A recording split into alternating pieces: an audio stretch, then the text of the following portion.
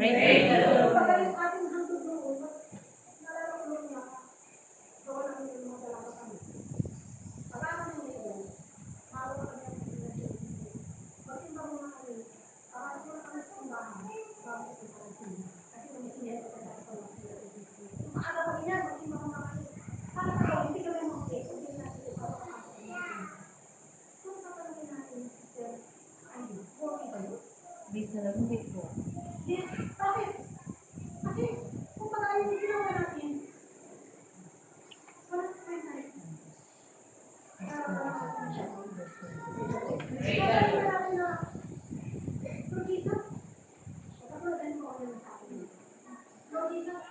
Morning, night,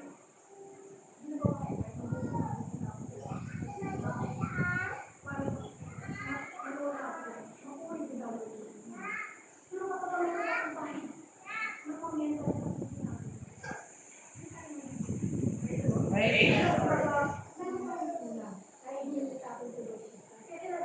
ano yung ibibigay natin sa kanya?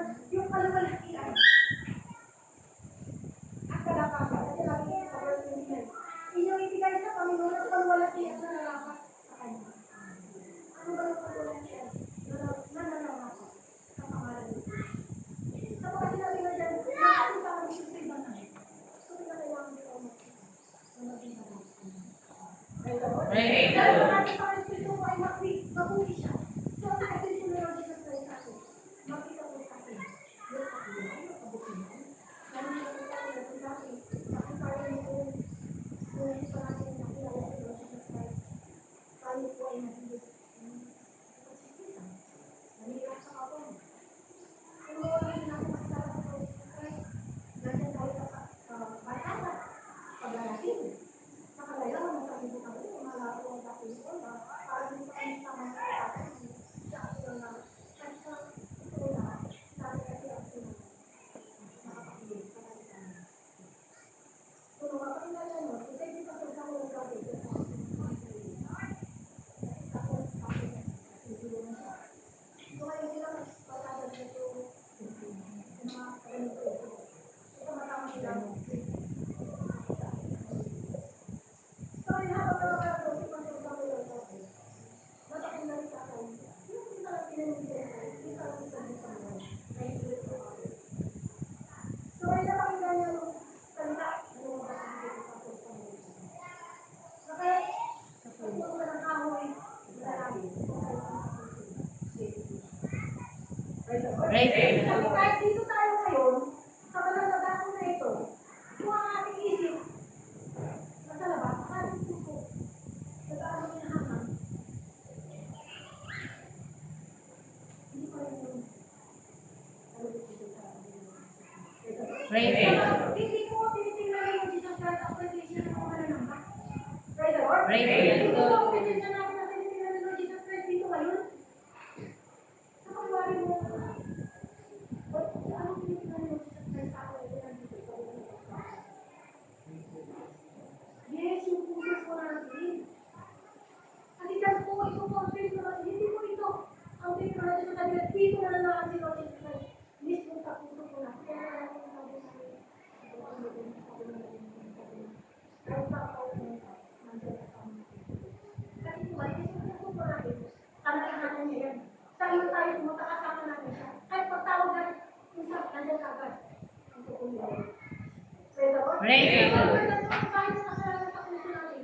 Kahit pag-alungkot pa tayo dyan, kahit na mag-ano pa tayo ng pagkakasalanan sa kanya. Sinabi na po, kung ano po ang natin sa kanya. Ako niya rin siya. Gumagawa ka kayo ng mga bagay na kahit pwede ko natin ako niya rin siya sa kanya. Kasi ang gusto nga ni Lord Jesus Christ sa atin, lamang tayo nandito na ngayon. Nakilala na natin si Lord Jesus Christ. Sinabi na dyan na, sinabi na siya sa Lord Jesus Christ. Yan ang ating sinibigay sa kanya.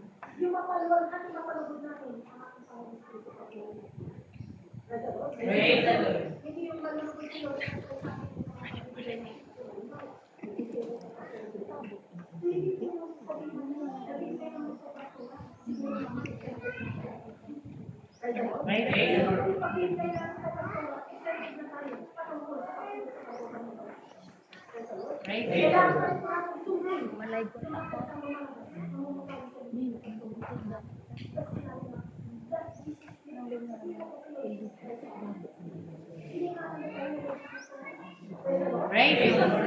Pwede ko na ginawa.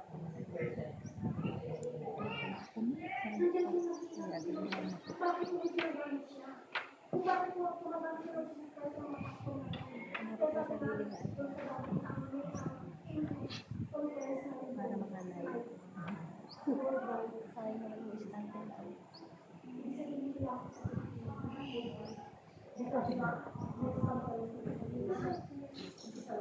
Sayang naman yung standard ko. Record naman ko.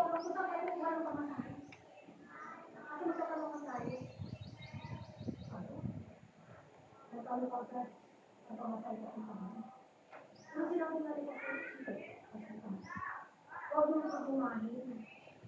At yung ating Panginoon ko, hayaan siya ay ayos ka lang. Praise the Lord. Santayin mo. Paliwalaan at santayin mo. Mangyayari. Bawal mo. Sakit ang ngipin. Ay, sabi.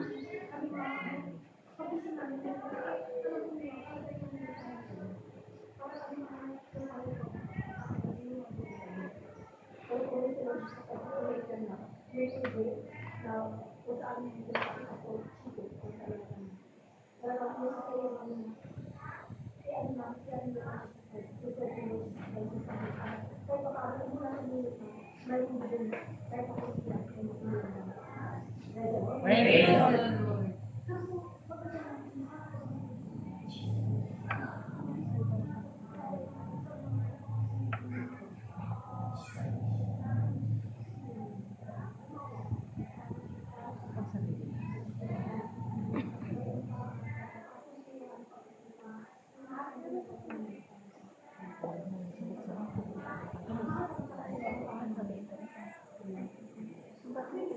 Yung mga salita at tulad ng ngayon, sinalita mo ng Jesus Christ, sinabi mo ng Jesus Christ, sinalita mo, magkaroon mo ng pagkakaan. Praise the Lord. Yung tayo po ay nandiyan sa ating Panginoon Kristo. Sa ating Panginoon. Kapag tayo sa luma, pinalaki mo mga kasama. Nilakad tayo, sa loob ng Praise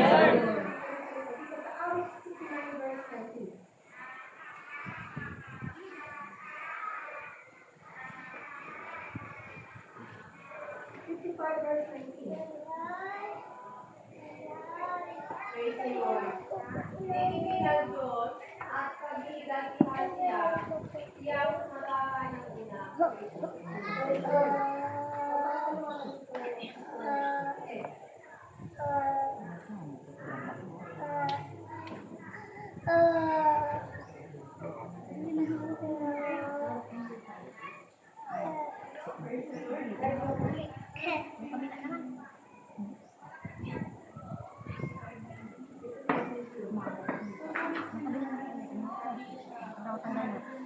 Hihingi ng Diyos at pag-iigantihan sila siyang kumakain ng una. Ang mga tao na walang mga pagbabago at hindi na nanatakot sa Diyos. So ito yung salita ng ating Panginoon Diyos na kung saan napakaliwanag ng salita ng ating Panginoon Diyos sa buhay natin lahat. Na yung mga tao na pag-iigantihan ng ating Panginoon yung mga at sa buhay natin kung nakakapalaga. Dahil andyan palagi yung pagkakaroon dahil tayo ng mga anak ng ating Panginoon, hindi na tayo minamahal niya tayo ng Diyos. Palagi niya tayo binibigyan ng instruction para hindi tayo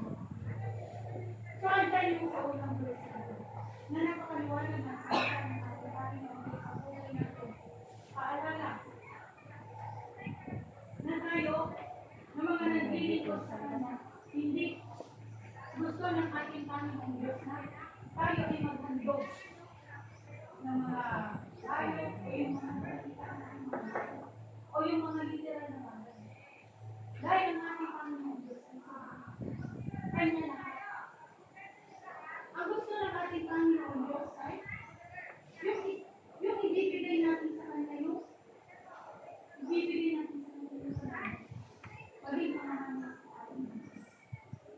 Ito, katawan natin na ginagamit natin pagmamahal. Ginagamit natin paglilingkod sa iyo.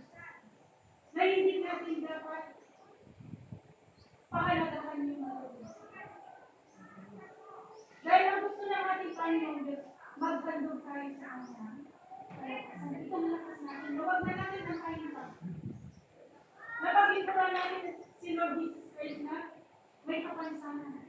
Dahil napakahirap. Pag maglingkod tayo sa ating Panginoon Diyos, mas maganda ang maglingkod kay Lord Jesus Christ. Yung malaya ka. Nasa paglilingkod natin kay Lord Jesus Christ, hindi dapat na walang pagbabago sa buhay natin. Dahil saan sa kanyang banal na salita, ang mga tao na walang pagbabago at hindi naman takot sa Diyos, andyan yung pagbibigay ng ating Panginoon Diyos. Na kung saan binigyan niya tayo ng banal na salita. Pero tayo na nakikinig, na may salita na ng ating Panginoon Diyos, at hindi pinapahalagan ang salita ng ating Panginoon Diyos. Andyan yung pagbibigay. Na nakakatakot pag ang ating Panginoon ang siyang